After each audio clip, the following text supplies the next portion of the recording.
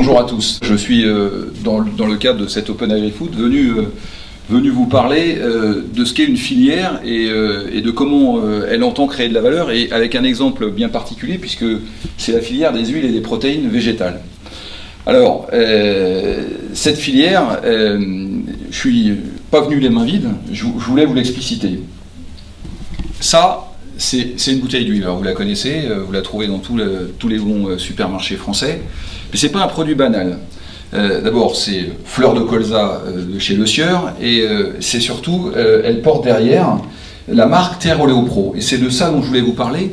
Terre Oléo Pro, c'est une marque filière, c'est une jeune marque qui a été créée par cette filière pour expliquer que tous ceux qui, de près ou de loin, produisent ou consomment l'ensemble des productions de cette filière, eh bien, finalement, peuvent valoriser leur savoir-faire et expliquer que derrière, il y a un certain nombre d'éléments que je vais vous décrire. Alors, cette marque Terre Oléo Pro, elle a été voulue par les agriculteurs.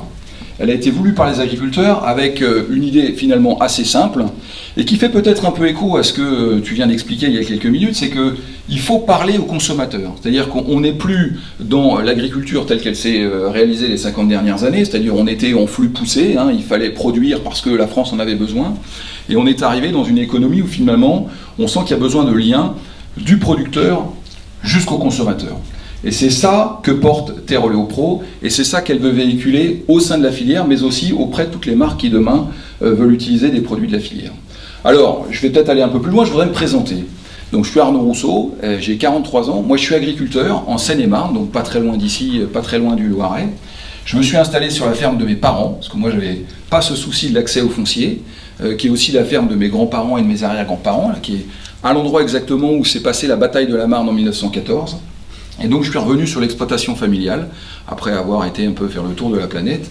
Et donc je produis sur cette exploitation, finalement ce qu'on trouve dans le bassin parisien, du blé, des betteraves, du maïs, évidemment des oléagineux, du colza, mais aussi des pois protéagineux, de l'orge de brasserie, enfin tout un tas de productions différenciées pour pouvoir permettre aussi à l'agronomie et au sol de pouvoir fonctionner. Et donc, sur cette exploitation agricole, j'y suis maintenant depuis 15 ans. Alors, il se trouve que j'ai aussi des engagements professionnels. Donc, je suis, vous l'avez dit, président de la Fédération des producteurs d'oléagineux et de protéagineux, c'est-à-dire l'ensemble des producteurs qui produisent le colza, le tournesol, le soja, ça c'est ce qu'on appelle les oléagineux, et puis les protéagineux, c'est-à-dire les pois, la févrole, le lupin, qui permet de produire des protéines. Et puis il se trouve aussi, parce que j'ai parlé de filière, et qu'il y a des acteurs, je vais y revenir, que je suis aussi, depuis le décès de Xavier Belin, le président du groupe Avril. Mais je voudrais revenir sur finalement, qu'est-ce que c'est qu'une filière? Parce qu'on parle beaucoup de filière, on en entend beaucoup parler en ce moment, mais il faut la caractériser, et moi je vais me permettre de caractériser la filière des huiles et des protéines, parce que d'abord c'est celle que je connais le mieux, et puis qu'ensuite j'ai pas la prétention de parler de manière omnipotente, donc je vais d'abord parler de ce que je connais. Cette filière, finalement, c'est d'abord des agriculteurs, parce que c'est ça le nerf de la guerre, et donc il y a 100 000 producteurs d'oléagineux et de protéagineux en France, qui à un moment ont une ambition, c'est de vivre de leur métier. Ensuite, c'est des acteurs, tout au long de la filière. Alors évidemment, c'est des collecteurs, parce que les quantités produites sont importantes, donc il faut des gens dont c'est le métier qui collectent l'ensemble des productions. Alors c'est évidemment les coopératives ou les négociants, ce sont évidemment des transformateurs, puisque avec ces produits dont je vous ai parlé, on peut faire plein de choses. Alors on fait de l'huile, je vais y revenir dans un instant. On fait de l'huile alimentaire, c'est le cas là, mais on fait aussi des huiles pour faire des carburants, pour faire de l'énergie renouvelable, parce qu'aujourd'hui, quand vous faites le plein en France, que vous ayez de l'essence ou du diesel, eh bien vous avez des biocarburants. Avec l'huile de colza, on fait du biodiesel, et donc on répond à la problématique de l'énergie renouvelable dans les biocarburants. On fait aussi de l'oléochimie, c'est-à-dire qu'avec de l'huile aujourd'hui, on est capable de remplacer les produits pétroliers dans tout un tas de domaines, la peinture, les cosmétiques. Donc on apporte des solutions, puisque c'est ça aussi la difficulté, c'est de trouver des solutions ensemble, à tous les niveaux de l'échelle. Et nous, on est capable dans cette filière d'apporter des solutions sur l'oléochimie. Et puis il y a un deuxième volet qui est très important, c'est toute la protéine.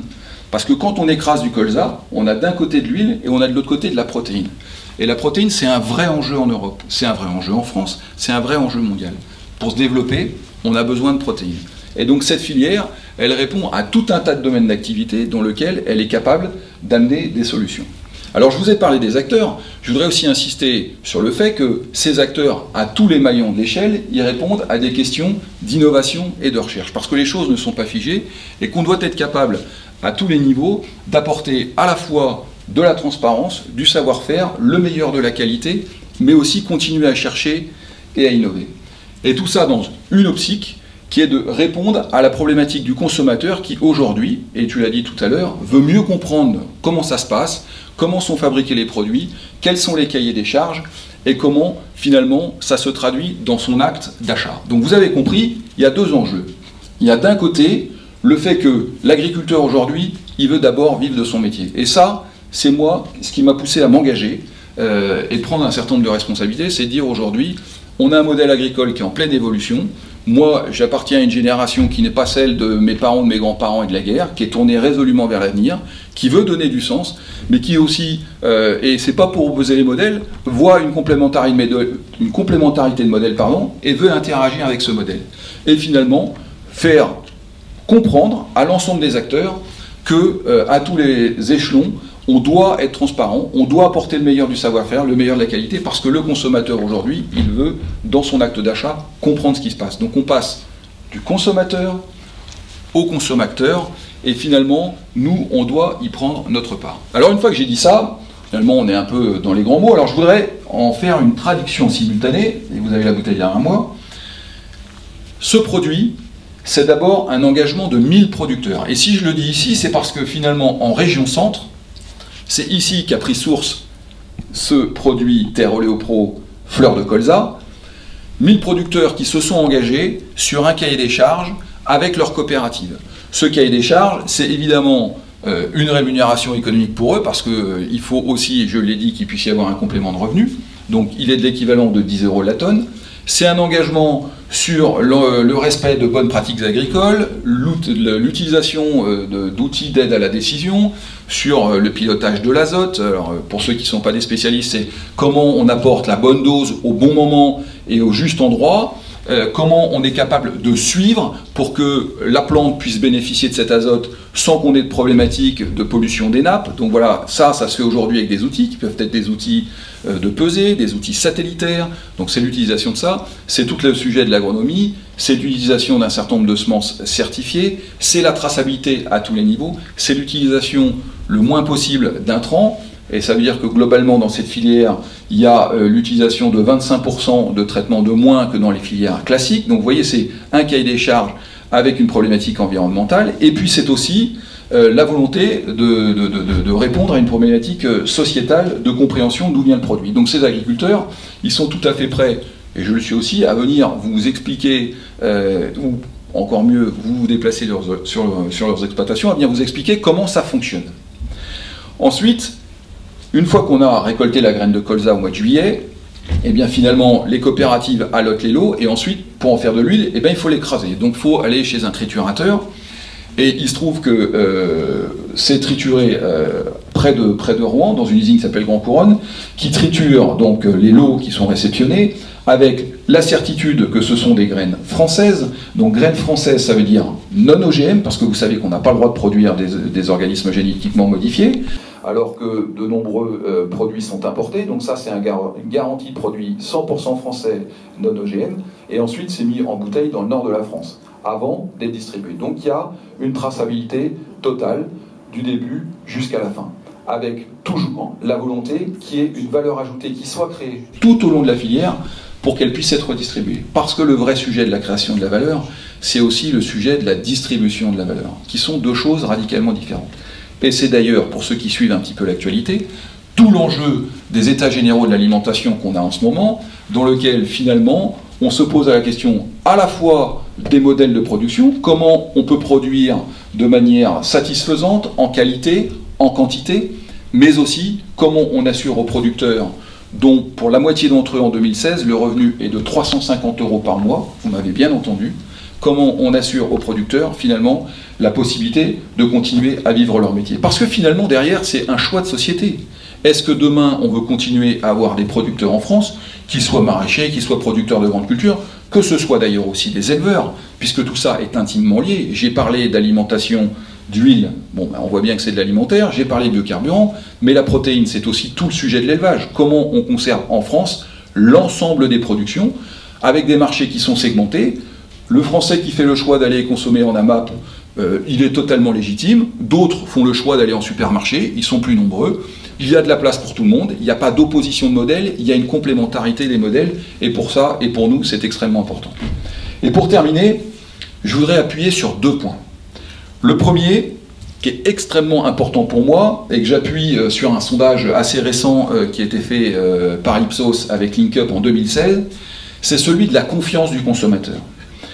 Et quand on pose au consommateur la question de en qui avez-vous le plus confiance avec un certain nombre d'items, alors vous trouvez les médias, alors je parle d'information et de transmission de l'information, donc les médias, les ONG, les distributeurs, les agriculteurs, ceux qui sont tout en haut sont les agriculteurs. C'est en eux que le consommateur, le français, a le plus confiance. 70% répondent d'abord, c'est dans les agriculteurs que nous avons confiance. Alors moi, quand j'entends ça en tant qu'agriculteur, j'ai 2 réactions. La première, je ne vous cache pas que je gonfle un peu les pectoraux et que je suis assez honoré finalement de la confiance qui nous est faite. Et je me dis, même quand on se pose plein de questions, même quand c'est difficile dans le métier, même quand on réfléchit sur le sens, sur les mutations de la société, les demandes, tout ça, ça interpelle les agriculteurs. Il n'y a pas un agriculteur en France, quel que soit son modèle de production, qui ne se pose pas des questions. Et donc finalement, de voir que le consommateur lui fait confiance, c'est vraiment une source de satisfaction. Mais la deuxième réaction, qui est tout aussi immédiate, c'est que finalement ça nous oblige. C'est-à-dire qu'on ne peut pas se satisfaire simplement de dire on nous fait confiance. Il faut aussi que maintenant on amène de l'eau au moulin de cette confiance. Il faut qu'on continue à expliquer pourquoi il faut nous faire confiance, comment on fait comment on travaille, comment on pratique, quelles sont nos productions, pourquoi on les fait.